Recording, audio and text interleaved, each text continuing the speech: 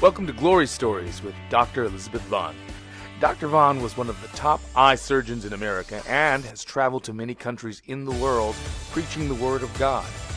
She also opened up an eye surgery center in Beijing, China, where she did free eye surgery on those in need. Dr. Vaughn will be sharing many of her personal experiences from God. In addition, you will hear of others that have known God in an intimate way and seen His miracle-working power. As you hear about how God has worked in the lives of others, our hope is that you will be changed forever. Get ready for God to heal you, deliver you, and transform your life as you sit back and enjoy these glory stories. Welcome to Glory Stories today. I'm going to share with you today an interesting adventure, my first trip into China. This was way back at the beginning of 1981, January of 1981. I was coming back from the Middle East, actually, and in the airplane, flying back from the Middle East, the Lord spoke to me and He said, "Go to China and do it now." Well, I'll tell you, I'd been gone for about 2 or 3 weeks in the Middle East, and when you get back, I have a solo practice of medicine. I'm an eye surgeon. When I get back from a trip like that, I have stacks of paperwork to do. Patients need attention, lots and lots, an overload of work, and yet the Lord had said to me, "Go to China and do it now." So I always obey God, whatever He says. So as soon as I got back, in addition to doing all of my medical work, I start trying to get visas to go into China. I tried and tried. I tried and tried and tried, and I couldn't get any visas. I keep trying and trying. I couldn't get any visas. So finally, I say, we're just going to go to Hong Kong, and God will give us a visa there. So I book flights to Hong Kong. We go to Hong Kong, and in a few days, we did get a visa. They put us in an English-speaking group of 8 people and took us into Guangzhou, China, which is the southern part of China. And here you remember, this is the middle now of winter. This is January of 1981. It's a time when China has just come out of the Cultural Revolution. They're not used to having visitors. Tourism is zip back then. And so the facilities were really not available for tourists like we were.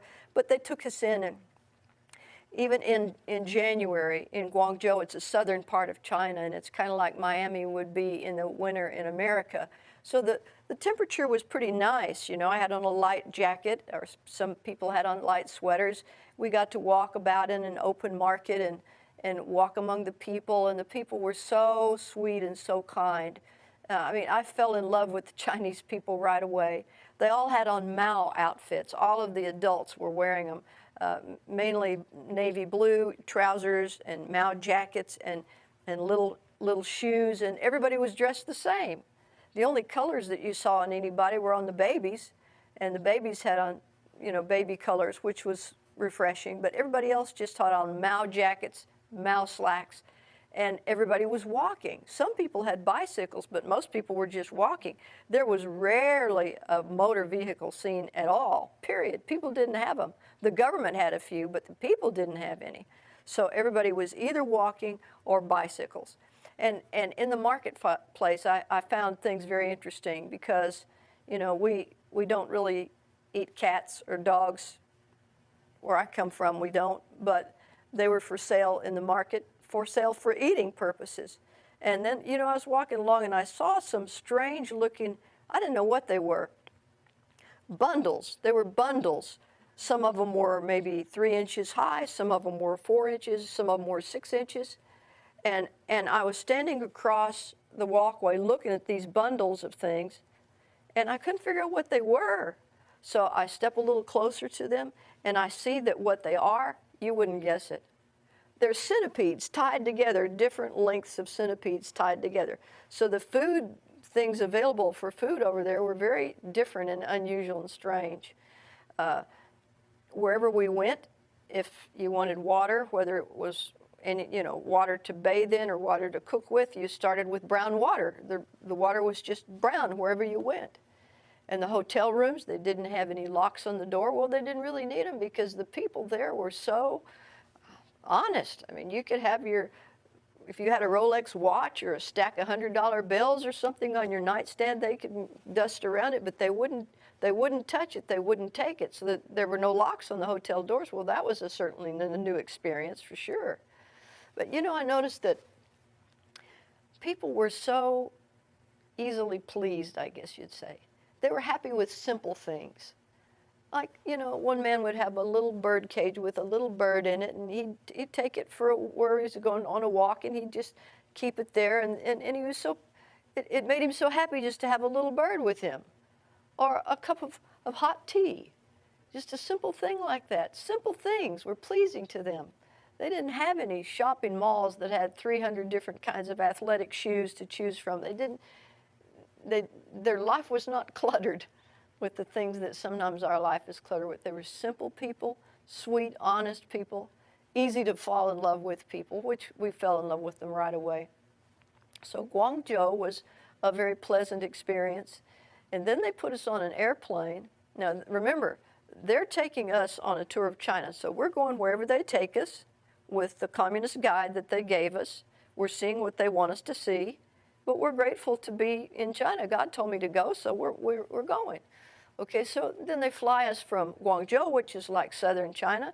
They fly us to Beijing, which is far northern China, like Minnesota would be in America, in January. You know what that would be like? Freezing, freezing cold. And they took us straight from the airplane on a walking tour of the Forbidden City. The wind was blowing. It was freezing cold. We had on light jackets that we'd been wearing in Guangzhou. And they took our luggage to the hotel, which had our heavy coats in it. So here we are in light jackets. I don't know what the temperature was, but it was for sure below freezing. And took us on an outdoor walking tour of the Forbidden City. Oh, there were beautiful things in there, you know, embroidered silk gowns that the empress would wear or the members of their imperial court would wear, beautiful artifacts that they had carved and painted. They're great artisans there. They're really good in minute detail with their hands, and they're so gifted. And so it was beautiful, but there was no heat. Anywhere you went, there was no heat. There was no heat in the hotels. There's no heat in the restaurants. There's no heat anywhere you go, so you're freezing, freezing cold.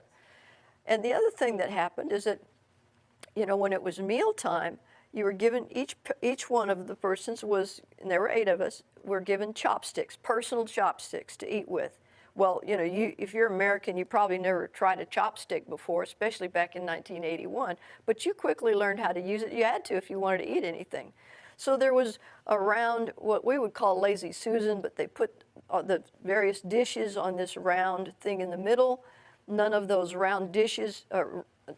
dishes had serving utensils in them. So you would use your chopsticks and put things on your plate and eat with your chopsticks, and everybody else would do the same. Would come back around, you'd put your chopsticks in, they'd put their in the same bowl. So everybody, if anybody was sick with whatever kind of infirmity, it was being passed around to everybody in the group.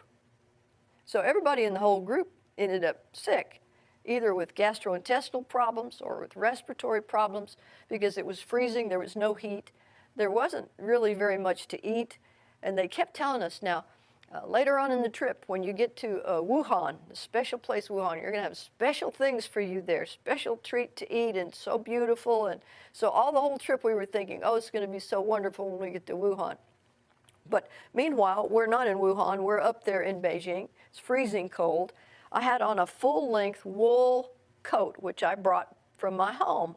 But the wind was going through that just like I was wearing chiffon. It was like, it wasn't warm at all. I was freezing. So one day we took a little trip away from the group. They let us go, and so we went to a store there in Beijing, a department store. And so I went to look to see if I could find a warmer something to wear. So I saw this area that had silk jackets. And so I start trying on silk jackets. Well, to begin with, you know, I'm blonde, blue-eyed, and they never even saw anybody that looked like me before. So I already had a crowd of people everywhere I was going. They were just looking and pointing and just wanted to see what I looked like, because they never saw a person like this skin and this hair and these eyes. They never saw this before.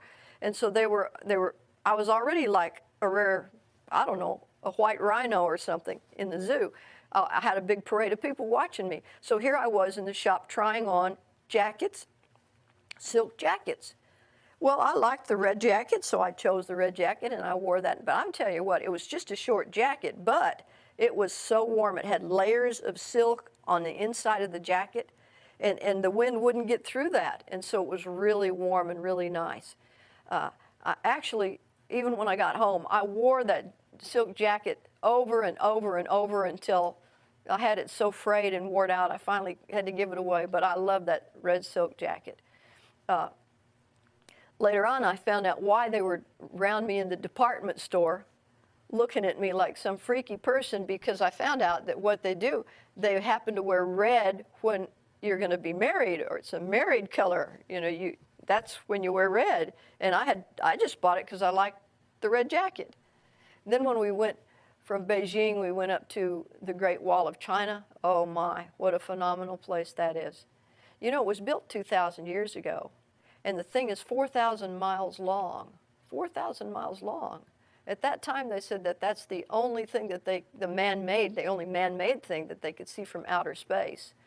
And it took them 200 years to build it, with many, many lives spent during those 200 years. But since there wasn't tourism back then, it was really kind of like in a semi-torn down state, at least where we were. Parts of the wall were totally torn down, but where we were, you know, you could go up the steps, and the steps were not like ordinary steps. They were more like, I'd say 45 degrees or maybe more steep than that, climbing up those steps. And I climbed as far as I could go out on the far end of the wall. No, I don't mean 2,000 miles, but, you know, as far as I could go in that part. And I stood up there, you know, and I prayed over the nation of China. The Great Wall of China is in the far north part of China, and so I could stand there on the Great Wall of China. I could prophesy over the nation that God would bless the nation. He would bless the nation and visit the nation and bring people into His kingdom of God. And it was a time that I will never forget. Great Wall of China. I've been able to visit it many times since then, but that was my first visit, and it was something that's always been in my mind. What a fabulous trip. So, you know, part of the time we got to see, like they would be carving on jade or carving on ivory, and people would be just doing these things with their hands and with a little bit of machinery and creating such beautiful, wonderful things. They like to do things in meticulous detail. One such interesting thing, you could buy little bottles or bigger bottles, any size bottles, but they would put a paintbrush with a 90-degree angle on the end of it, and they would put it on the inside of the bottle, and they would paint the bottle from the inside of the bottle. And so, you know, it would, I mean, have you ever seen a bottle painted from the inside? Then they routinely did that, and it's beautiful artwork, beautiful. So then, finally, when the day came that we did go to Wuhan, it's a little farther south than Beijing, but it's still freezing cold. It's still in the middle of January. And the lake, they had told us, oh, this will be a beautiful lake here. You enjoy this so much. So the lake was frozen, and we were frozen. Everything was frozen.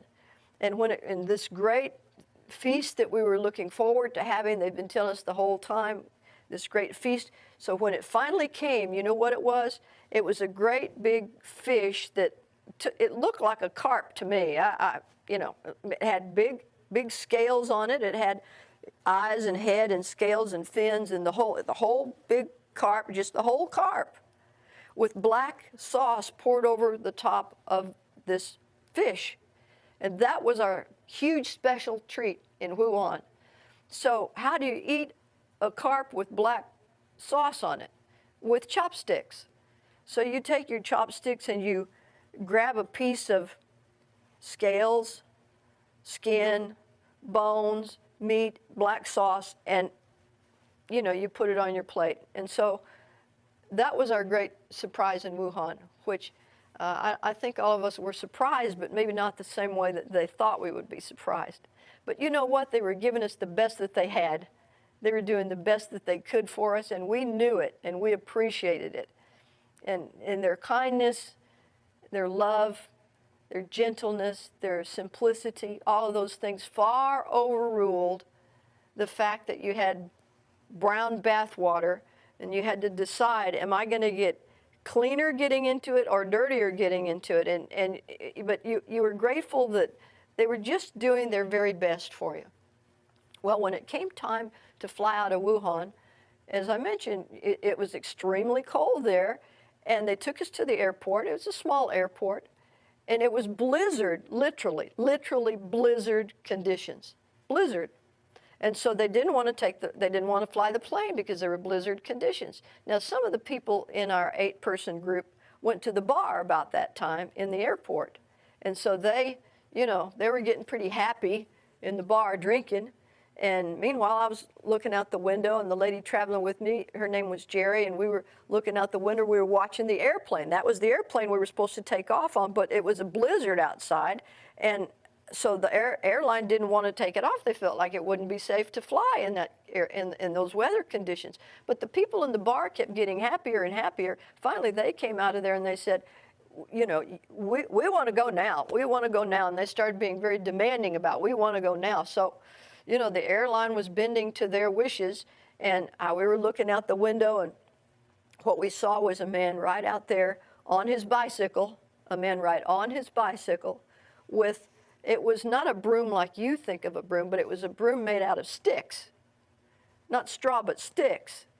And he climbed up on the wing of the airplane, and he took this broom and he stuck it in a bucket of some sort of solution, and with these sticks, he was painting the wing of the airline with this. And then he'd get up on the other wing and he'd do the same thing over there. That's the way they prepared this airline for takeoff.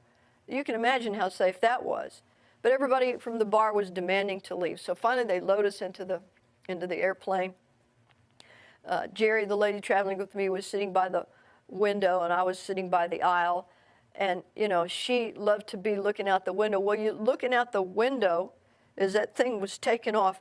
It was like looking into a bed sheet that was white. It's just, you could see absolutely, positively nothing out of that window because it was just white. It was just white. So I was trying to comfort her a little bit. I said, oh, Jerry, don't worry. God has angels that'll take care of us, something. I was talking to her a little bit. She says, don't talk to me. So I stopped talking to her. She was petrified. Well, we finally did land back in Hong Kong safely. We did go home. And I'll say that trip made us absolutely fall in love with the Chinese people. So we went back many, many times after that. The next time we went back was in the fall of that same year with a woman, a famous evangelist that I'll have to tell you about her in another glory story. Her name was Nora Lamb. We went with her. We went with Jim Irwin, who was an astronaut who went to the moon. And because Jim Irwin was there with us, they gave us such preferential treatment. We got to stay in the State House in Beijing, which was the place where they put dignitaries and very special people that we would never have an opportunity to be there. But because we were with an astronaut, they put us in that place where presidents of nations were right down the hall, and here we are with them. And when we went to the Great Wall of China again, and this was phenomenon to see, Jim Irwin, the astronaut, he ran. I watched him. He ran up those steps, which most people could hardly even walk up. I told you those steps were at least a 45-degree angle, and he didn't walk up them. He ran up those steps. That's the kind of shape that he was in. But Nora was Chinese, and she had lived through the Cultural Revolution, and it had affected her life greatly. So at that point in time, the revolution was over, and she was back in her homeland, and she cared for the people and loved the people and wanted to help them in every way. We ended up going back to China so many times. Actually, I spent a whole lot of my life there for 10 or 15 years. I'd end up going back 2 or 3 times a year to China and built an eye surgery center in Beijing and did a lot of free surgery on poor people there. But on one occasion, I'm going to tell you what happened. I was invited by the Chinese Academy of Medical Sciences to come and lecture in Beijing. And I didn't know if they were going to want me to do surgery or not. But I thought, you know, they might want me to do surgery, and if they want me to, I better take some instruments along. Well, I got to thinking about their instruments. I didn't know what kind of instruments they'd have, and I thought I better take my own instruments because all the surgery we do is through an operating microscope. So you need microsurgical instruments to do microscopic surgery. So I thought I better take my instruments. Well, there were two ladies going with me on that particular trip. One was Jerry, who didn't like anything medical at all. I mean, she just didn't want to hear about it, look at it. She didn't want to know anything about medicine. And the other lady was a woman from Virginia that would have been a wonderful candidate to learn about my instruments, because I didn't want to hand my instruments to somebody that didn't know how to take care of them. They're very, very expensive. One instrument might cost $2,000 or more sometimes. And so you can't just take these precision instruments and hand them to somebody that doesn't know how to take care of them. They might just bump it a little hard against something and completely ruin the instrument. So I thought I need to teach one of these women how to take care of the instruments, how to clean them, you know, gently clean them between cases. Well, Susan, the wonderful lady that would have done it, but she was off in Virginia, so I couldn't teach her because she wasn't where I was. But Jerry, the other lady, she was in Dallas where I was, so I thought she's the only possibility. But I knew she hated medical things. So anyway, I went to her and I said, would you mind learning just a little bit about my surgical instruments? You don't have to see surgery, just learn how to clean the instruments. That's all I'm asking you. Don't have to go into the surgery room at all. She said, right away, she said yes. I was shocked because she didn't like medical things. And then she told me about a dream that she'd had about 9 months before that. And in the dream, she was pushing an archaic cart in a room that she had a vivid memory of this room. It was a hexagonal-shaped room with dark paneling on it, with hallways going out of the side of the room. And in that room, she was pushing this archaic cart, and it had my surgical instruments on the cart. Well, because of that dream, she was willing to come and learn about my surgical instruments. So that's fine. So this is a funny thing she did. She came to my office, and I had surgery suites in my office. So I told my staff, I said, you know, put a gown on her, gloves, hat, mask, the whole thing, you know, like you'd use in surgery. Put them on Jerry, and we'll teach her to clean the instruments. Well, meanwhile, I had a waiting room where there was a closed circuit television set. And all these people that are waiting to have their surgery done are watching me do surgery on someone on the closed circuit television. So Jerry comes out in all this gown and glove and stuff, and she sees me operating on closed circuit television. Now keep in mind, it's all done under an operating microscope. So you can't see me, you can just see my instruments actually. You can see a little bit of my hands sometime, but mainly you can just see the instruments. She looks at that screen and she turns to all this row of people over here waiting to have their surgery done next. And she says to them, are you going to let her slice on your eye like that? Now, she used the word slice, and this is microsurgery we're doing. This is precise. I mean, down to microns. I'm talking about microns. And that's what she says about it. So I said, Jerry, you need to just go. You need to just go home. You know, you don't need to be here anymore. So she left. She never really learned about my instruments. But so we went to China. The head of the ophthalmology department met me. And he and I were walking into this great, it's a beautiful building built by Rockefeller in 1921. It's called Peking Union Medical College Hospital, big long name. We were walking up into the foyer of that building, and Jerry and Susan were walking a little ways behind us. When we walked into that foyer, I heard someone say, this is it, this is it. I turned around and tears were streaming down Jerry's face. She says, this is exactly the room that she had seen in her dream. A hexagonal-shaped room, dark paneling, hallways going off in various directions. It's exactly the room that God had shown her 9 months before in a dream. So we knew we were exactly in the right place that God was sending us. That solidified that. And on some occasions after that, we had opportunities to share that dream and that occurrence with Chinese people. Usually they were high-ranking people, and usually in small groups where in small groups, we felt comfortable enough to share that with them. And when we told them about the dream and about walking into the paneled room, very often those people who were communist people, supposed to be communist people, they would say this. They would say, "The God has sent you to us. The God has sent you to us." Well, we usually say God, we don't say the God, but they said the God, and I think in saying that, they were more correct than we are, because there's really only the God that created heaven and earth. Everything else that people make gods out of are not really gods, but they recognized that the hand of God had sent us there, and He surely did.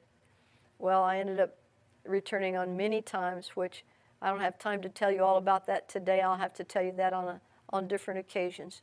But what I saw was phenomenal, that when people from the nation of China heard that I was going to be there, and I didn't make any announcements about it. I don't know how in the world they found out, but when they found out that I was going to be there, people would come from, well, I remember one man, he traveled 3 days and 3 nights just to get to the hospital in hopes that perhaps I could do his surgery.